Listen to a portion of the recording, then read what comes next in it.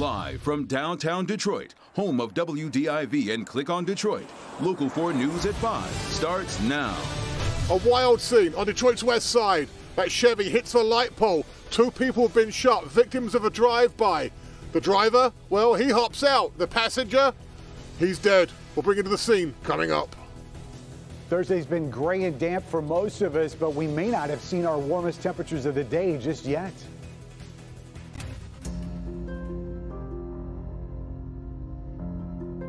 But we begin with breaking news. The city of Detroit is lucky to have the finest police force in America, and tonight the whole city mourns one of our heroes. And that hero's name is Officer Rashean McClain. The 16-year veteran of the force lost his life last night after being shot by a man armed with a high-powered rifle. McClain's partner, Philippe Bottombisi, was shot in the leg. He's recovering tonight at Sinai Grace Hospital. And we are learning now startling new insight into what Chief Craig calls a tactical style attack by the gunman. Sean Lay, live at that home on Detroit's west side where this all happened. Sean? Heartbreaking day for the city and Detroit police. This gunman, alleged gunman, 28 years old. He went to prison, or was convicted at age 14 for an initial home invasion, just did 8 years in prison, to be clear, for violent crimes, paroled in March of 2019. We're told police say he arrived at this home carrying this weapon and got inside that home around 7:30 last night. Chief Craig saying it was Officer Rashean McClain, calling him a hero and a leader for leading his team into the home with no lights on the first floor here to try to go get that gunman. It sounded like it was a war out here. This man is an eyewitness to the chaos that unfolded inside this home on Wyoming at Chippewa on Detroit's west side Wednesday night. In the past few weeks, the home has been the intense focus of a domestic violence dispute. The target, a young woman who lives here, with an older woman who is in a wheelchair. You'll notice the front window has bullet holes in it. Those are from 2 weeks ago when police believe the suspect stood outside and shot up the house. This time, we're told the gunman came back, somehow got into the home, and turned off all the lights. Outside before the police got here, and the house was totally dark. With the lights suddenly turned off, people inside the home started running out. When police ran in to find the gunman, they were led by 46-year-old DPD veteran Rashean McClain and 2.5-year vet Philippe Bottombisi, who is 32. Chief Craig says McClain was a hero, leading 3 other officers down those basement stairs. In fact, it may have been intentional by the suspect that the upper level and second level, the lights were out. But the lights in the basement were on, luring those officers. The 28-year-old gunman jumped in front of the stairs and fired twice. Given in the way and the manner this suspect in which he was deploying inside of the house, it was clear that he had some type of tactical training. Officer McClain was hit in the neck, and Bottombisi was hit in his leg. The gunman then ran outside, and another gun battle with police broke out. But he continued to evade the officers. Both wounded officers were put into squad cars and rushed off to Sinai Grace, where hundreds of officers arrived, knowing how grave the situation was for Officer Rashean McClain. First one in the door, first one down the stairs. To confront an armed suspect. Rashean McClain, the officer, 16-year veteran, was a husband and a father of 2. His partner last night, Philippe Bottombisi, we are told he suffered a very bad gunshot wound to his leg. The chief says there were concerns about paralysis in the hospital last night. The chief visited him. He said he was in a lot of pain, but should pull through. The suspect here, the suspected gunman, being treated at the same hospital for a gunshot wound to his arm. Kimberly Devin. Back to you. Intense day out here. There's no doubt, Sean. No charges then yet against the suspect. That's why we're not naming him right now. Yeah. Kim Worthy also saying the police run into danger to protect us. We must never forget this and should not need a horrible tragedy to remind us. No charges yet. Also, the gunman ran out the front door, past the officers that he shot, right down this sidewalk. Live at 6 o'clock. We're tracking his every move. We'll show you how he almost cornered himself right behind a home here. So I'll certainly pass it along as soon as charges are filed as well. All right, Sean. There were many moving moments at today's news conference with the mayor and the chief. Yeah, a news conference that was hard to have. Well, we have posted the full video of it on clickondetroit.com. It's the top story right on the center of the homepage.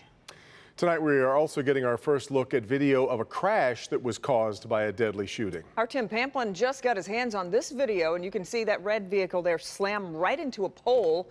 It happened today, right in the area of Puritan and Myers.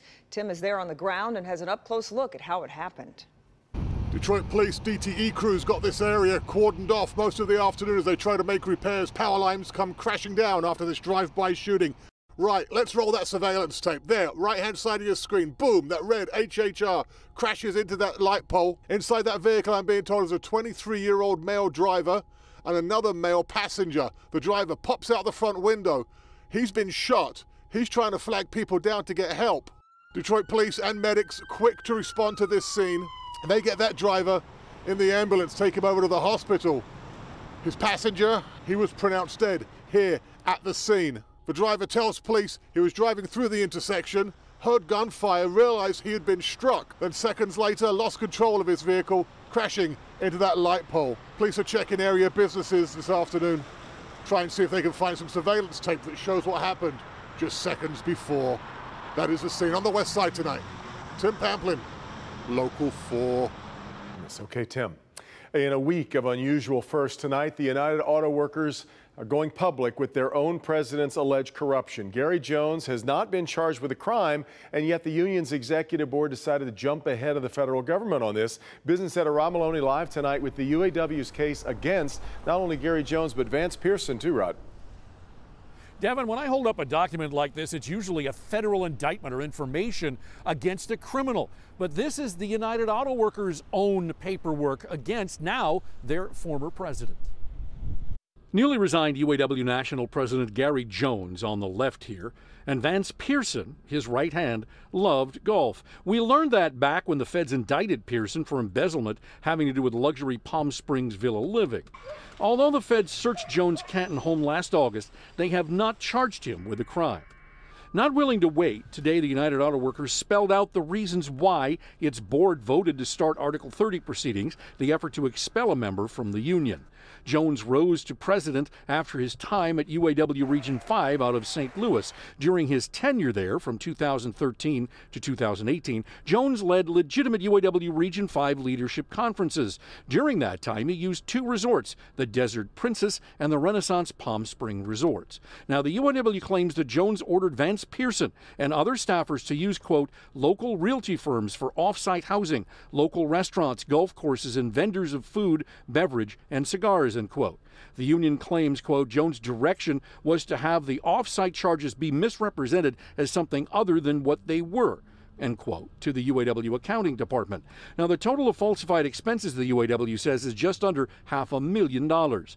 And there is more. The union now claims Jones and his wife left one leadership conference and told his daughter to fly to Palm Springs to use a room that the union had rented for the month. The UAW claims, quote, neither Jones nor his family member paid the UAW for his daughter's week-long use of the Palm Springs townhome in January 2014, end quote.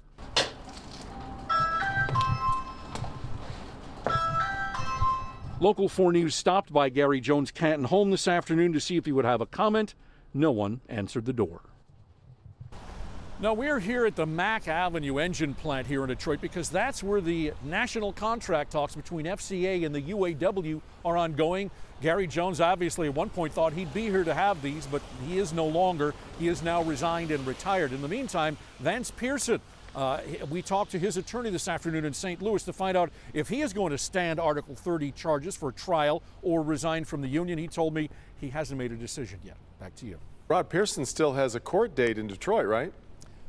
That's right, January 6th. It got moved. It was going to be earlier this month. Now it's been moved to January 6th. And the question becomes, you know, what assistance will he give the government? Because clearly they'll be leaning on him to do just that. Yeah. Well, we have, all right, Rod, we have posted the full 9 pages of these charges filed under Article 30 by the union. You can find it right in the top story section of clickondetroit.com. All right, well, Ben told us the rain would be moving in right about this time, and his forecast right on point because here it is. Isn't that beautiful? Spectacular Chamber of Commerce shot there on the right. It's just wet and dreary. Let's see what we can get out of this, Ben. Take pride in nailing an ugly forecast, right? Yeah. But you know what? We may have a few more sprinkles, but not many. 4 Live Radar shows that there's trying to get a few more, get their act together here as they swing through. Cold front's not coming through until 11 o'clock tonight, so until then, it's just the chance of a stray sprinkle. But check out these numbers. We're already starting to see the 50s down here in the south zone, and this may not be the end of the warmth. These are pretty strong southwest winds. That gust at Adrian right now, 37 miles per hour, so that could usher in some warmer temperatures even after the sun goes down tonight. Cooler and dry for the next 3 days. We still have that midweek rain and snowmaker to discuss next week. But believe it or not, Turkey Day may be the best of the bunch. We'll look at that forecast in a few minutes, guys.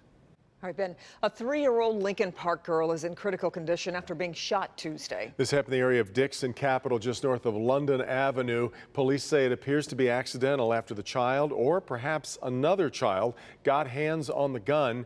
No one in custody right now as it continues to be under investigation. Good news for Grosse Ile drivers. The Free Bridge reopened this afternoon. The bridge was shut down for more than a week for repairs because the deck was deteriorating. It caused major backups to get on and off the island. More work, though, is needed to completely rehab the bridge, but that will happen in phases starting next year. Still, the county warns the bridge will have to be closed down for an extended period of time at some point during that construction. This gave us a look of just how much fun that will be. Much more ahead here at 5. Here's Nick Monticelli. Vanished from a family cabin near Traverse City. We solve just about everything that comes our way, but this one's a head scratcher. I'm Nick Monticelli. Tonight at 5, a mystery that right now nobody can solve. But first, why this woman is charged with a lot more than murder in the death of a star college softball player. I'll get that straight, and we'll get it all to you coming up next. We come right back.